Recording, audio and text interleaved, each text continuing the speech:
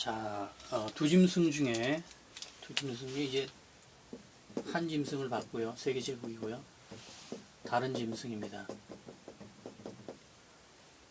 다른 짐승은 이제 그 세계제국의 그 황제인데요. 이 부분이 의외로 그렇게 간단하지는 않습니다. 아주 미묘한 부분들이 많이 나와요. 오히려 세계제국보다 더 미묘한 부분이 있습니다.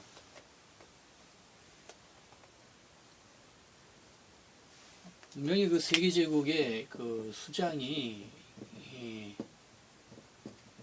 황제를 다른 짐승으로 표현하죠. 이 형태는 세계제국이 이제 헬라제국이기 때문에 헬라제국이어서 다니엘 7장의 이 내용도 같이 병행되어 있습니다.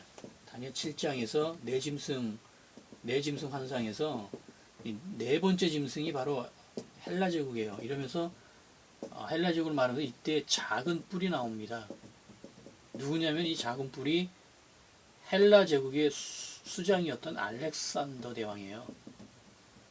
이 알렉산더 대왕이 큰 말을 하는 입을 받으면서 작은 뿔이 큰 말을 하는 입을 받으면서 권세를 부리면서 하다가 갑자기 죽습니다. 그래 거기까지 이제 다니엘 7장이 예언을 하는데 이 둘이 그대로 다시 부활을 한 거예요. 세계제국으로 황제로.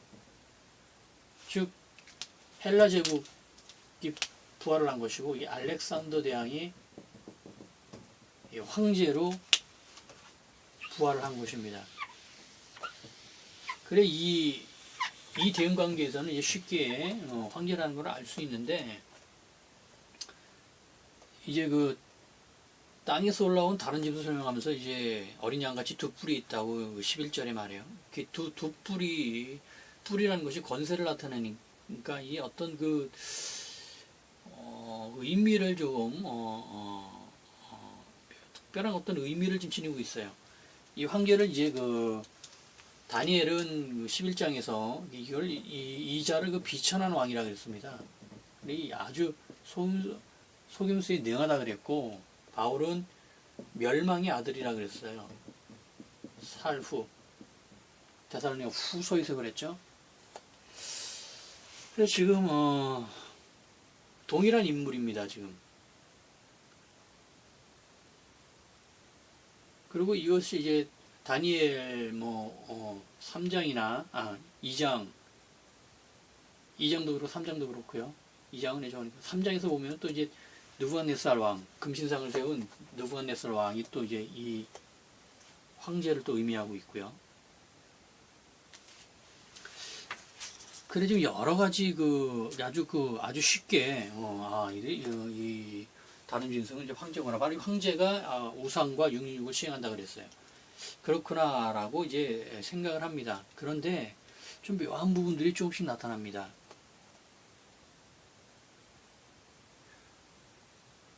다니엘 그 11장에서는요, 36절에서는 이 자를 자칭 그 신이라고 하는 부분을 썼고요. 그 비슷한 부분이 바울도 좀 비슷한 부분 그런 얘기를 했어요. 또 사도 요한도 요한 1서에서 또 비슷한 얘기를 했습니다. 그래 지금 이 부분에서는 그냥 황제라는 것을 간단하게 넘어갈 것 같은데 이 다른 짐승이 하는 그 사역을 보면 이제 조금씩 이상한 점이 나타나요. 자, 그 13장 12절, 13절, 14, 15절, 16절 부분이 이제 이 땅에서 올라온 짐승이 권세를 받으면서 이제 그 권세를 부리는데 어떤 일을 하냐면 이적을 행합니다. 이적을. 하늘에서 불이 내려오는 그 이적을 행해요. 그리고 인류를 그 세계 제국에 속하도록 유도를 합니다.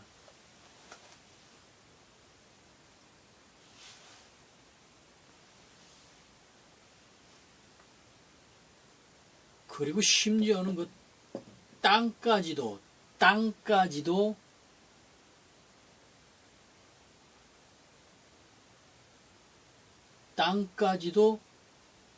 더럽힌다 라고 표현을 하고 있어요.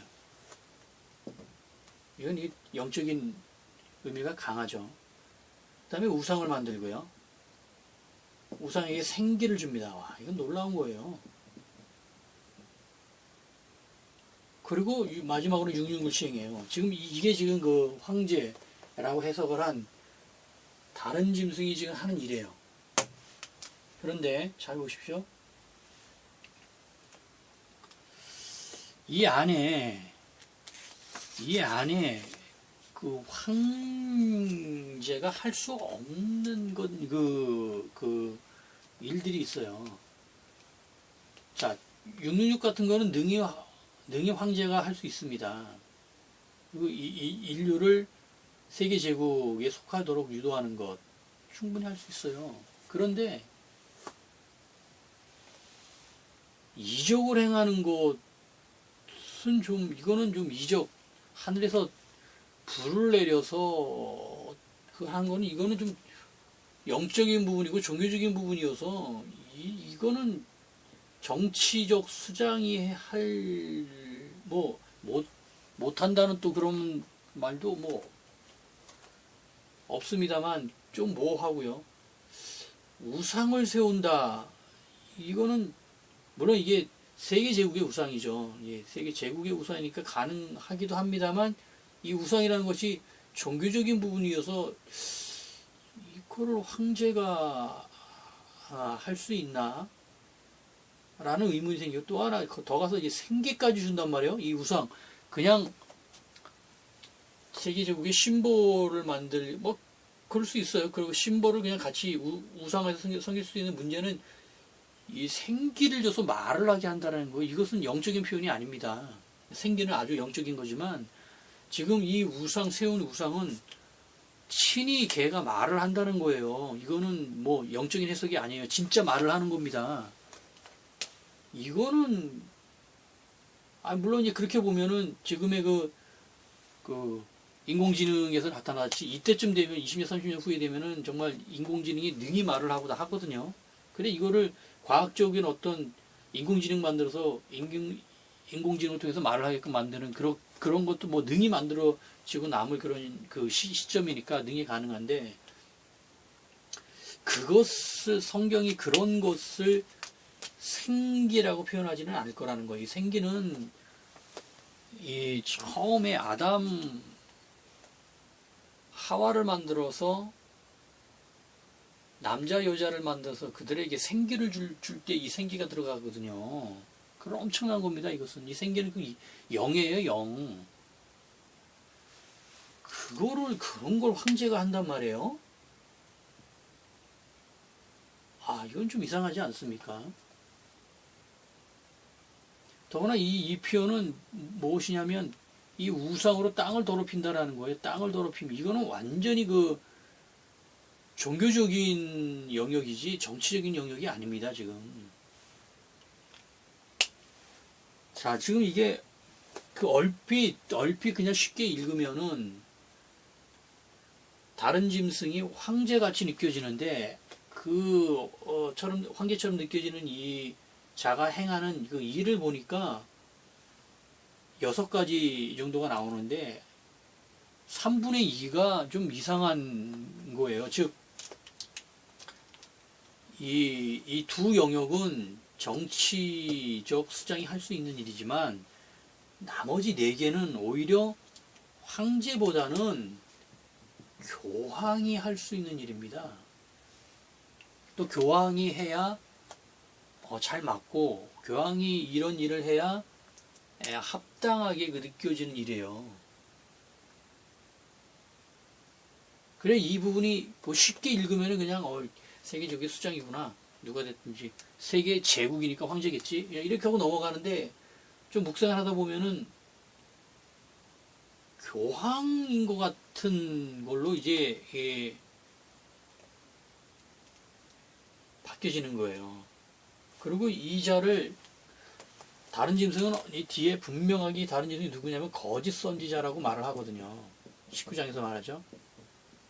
거짓 선지자입니다. 바로 이 다른 짐승이. 거짓 선지자는 선지자라는 단어가 말했듯이 이거는 교황을 말하는 겁니다. 지금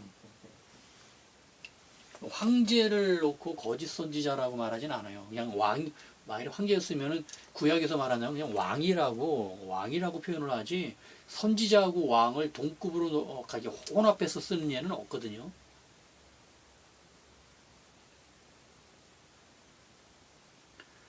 자, 이러면서 지금 이 헬라제국가 그 왕인 알렉산더의 부활로 봐서는 세계제국가 황제인데 지금 그 안에 황제의 사역 안에 지금 교황의 의미가 지금 훨씬 더 많이 들어가 있습니다.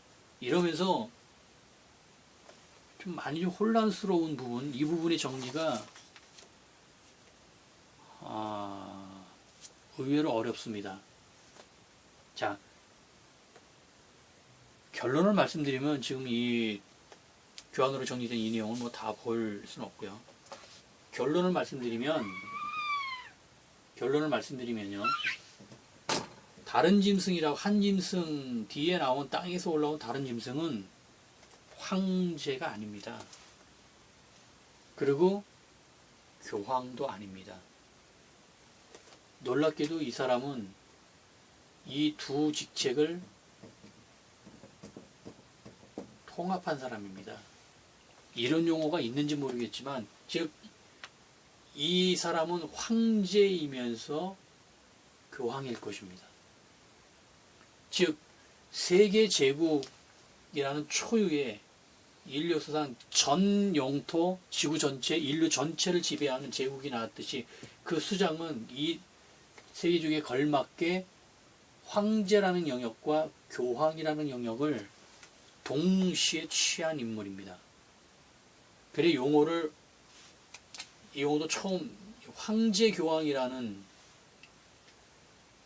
용어를 제가 사용을 했는데 만들었는데 뭐 황제이면서 동시에 교황이에요. 그럴 가능성이 굉장히 높습니다. 그래 이 계시록 11절에서 13장 11절에서 이 어린이 아들 두 뿔이 무엇이냐면 바로 이거였어요. 황제면서 교황. 지금 한 사람이 지금 이거를 독차지한 겁니다. 이 엄청난 영역, 이게 지금 인류 역사상 이 두 영역이 그걸 한 사람이 독식한 예가 없어요. 유일무이. 세계 제국과 지금 이 한 짐승과 다른 짐승의 성격이 굉장히 비슷한 거예요, 지금.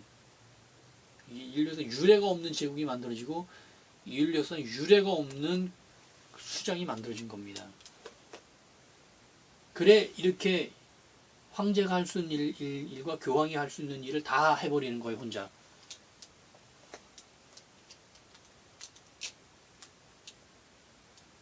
이해가 되시죠? 지금 상황이 굉장히 심각합니다. 제가 이 말씀 드리면서 만일에 이 동영상을 가톨릭과 관련된 사람들이 뭐 볼지 안 볼지 모르겠어요. 뭐 크게 이제 알려주고 나서는 어떤 식으로든지 조우가 있을 텐데, 자, 이러면은 지금 저 같은 경우도 개신교의 최대 대적은 가톨릭이라고 이제 말씀을 드리는 사람인데요. 이러면은 황제는요 이때 세워집니다. 후알란 시작에서 세계적 만들어 세워지는데 교황은 이미 그 전에 있었어요. 자, 교황은 이미 이때부터 있었습니다. 즉 이 얘기는 뭐냐? 교황이 있었으니까 카톨릭과 이슬람과의 전면전을 시작을 하죠. 어떤 합의라든지 뭐든 할 거 아니에요. 근데 교황은 계속 있었다는 거예요. 있었던 이 교황이 전할래 쭉 해가지고 이제 패전하고 있다가 고개를 숙이고 있다가 이제 승리하면서 황제 자리까지 찬탈을 한 거예요. 지금 내용이 그렇게 됩니다. 다니엘 11장이 뭐라고 말합니까? 다니엘 11장이 제가 앞서 말했던 이 황제가 전폭적인 유럽 사회의 지지를 받아서 황제가 된 게 아니에요. 반란을 일으켜서 한 번도 아니고 두 번, 첫 번째 반란은 실패합니다. 두 번째 다시 소수를 데리고 또 반란을 일으켜서 그때 이 황제 자리를 찬탈했기 때문에 그 이 얘기는 교황으로 있던 이 교황이라는 자가 황제까지 된 거예요, 지금.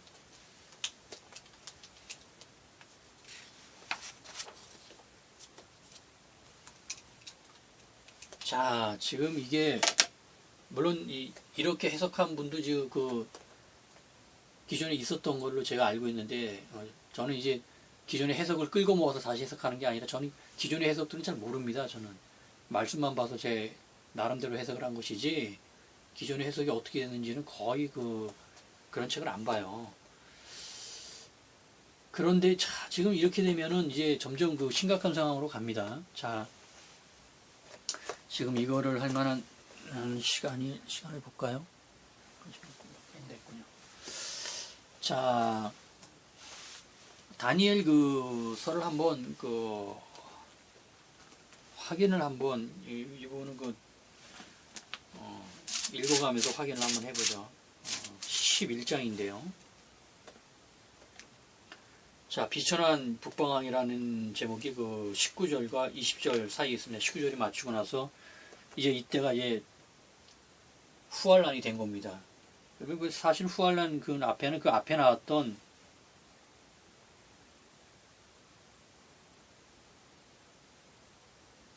그 18절에 나왔던 사라지는 어떤 그 왕이 있어요. 그 왕이 사실은 첫째 황제입니다.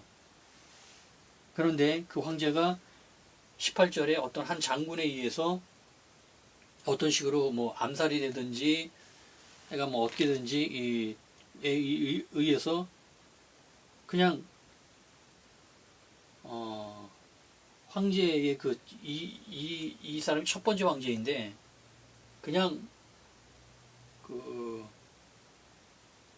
명을 다 못하고 사라져요. 그 다음에 이제 비천한 북방이 시작되면서 20절 그 왕위를 이을 자가 이건 이제 두 번째 황제인 겁니다. 그런데 이 황제는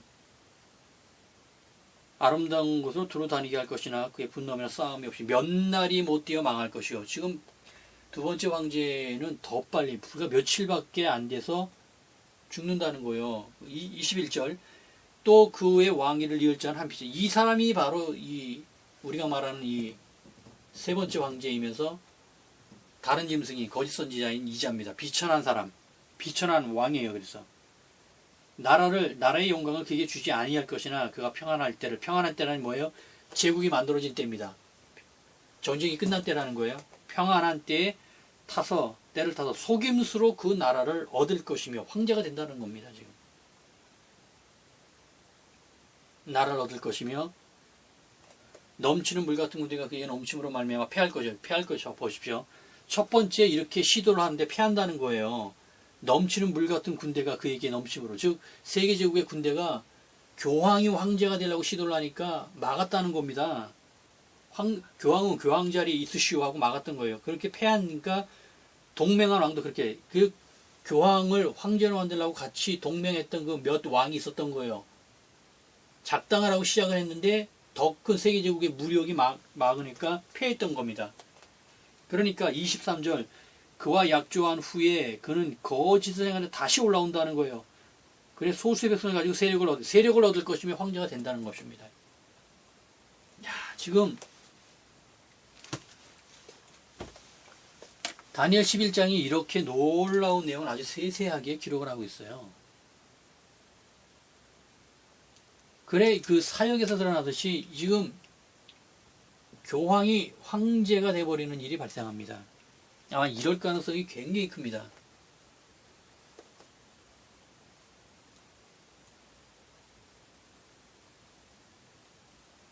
그래서 이 황제 교황이라고 칭해야 할 이자가 바로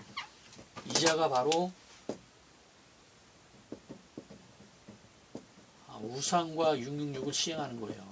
그러니 우상은 종교고 666은 경제니까 우상은 교황이 세울 수 있는 것이고 666은 황제가 시행할 수 있는 것입니다.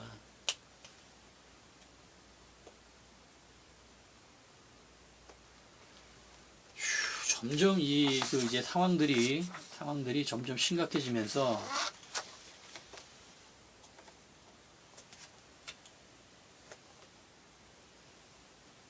이 상황은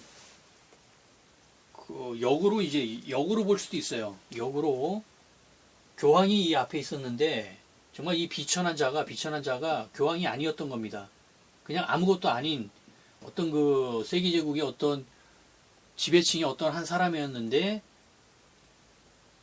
황제가 된 후에 이어서 교황의 자리까지 찬탈했을 수도 있어요. 이 내용이 전성경 대응구조에서 이렇게 될 수도 있다라는 가능성, 해석할 수 있는 부분이 조금 나옵니다. 그런데 실제 이렇게 될 가능성은 그렇게 많지 않습니다. 그런 어떤 여지는 좀 있어요. 그러나 많지 않고, 다니엘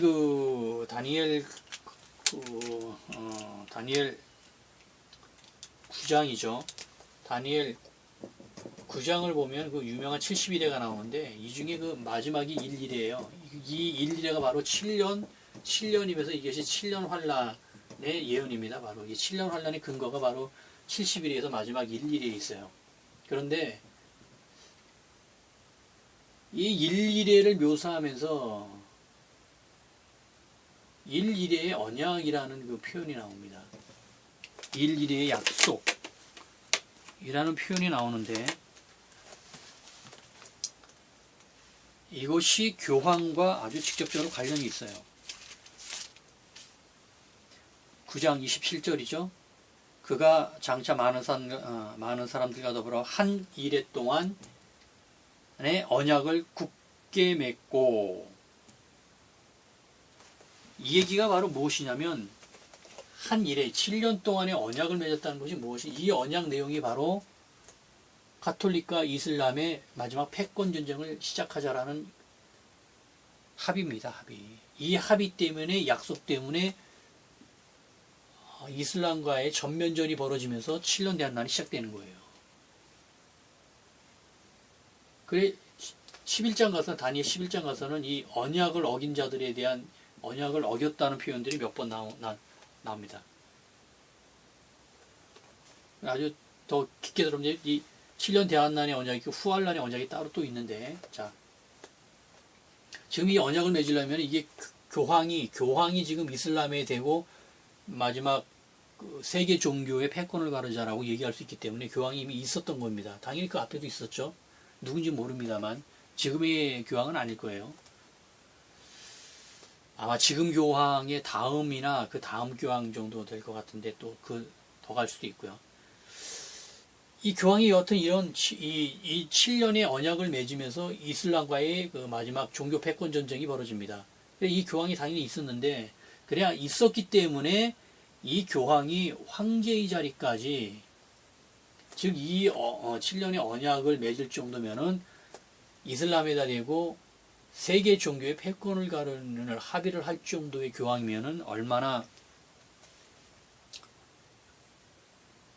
권모술수가 능하겠어요. 그래 이자가 황제가 될 가능성이 굉장히 높습니다.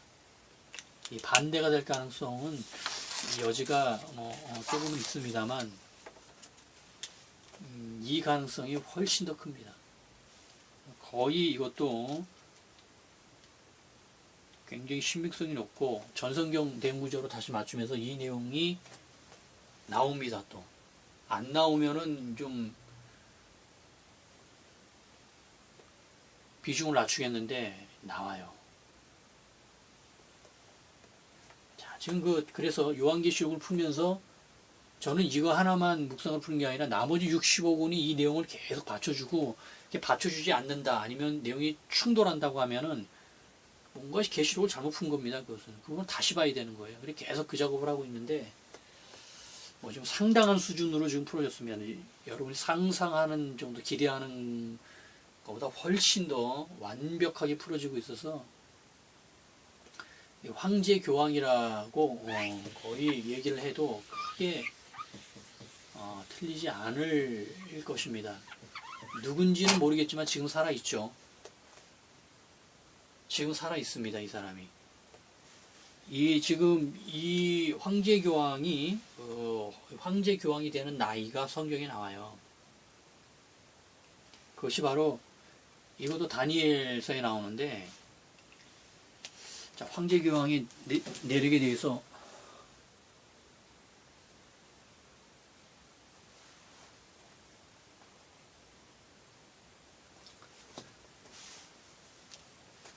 자, 여기까지 하죠. 네. 할렐루야.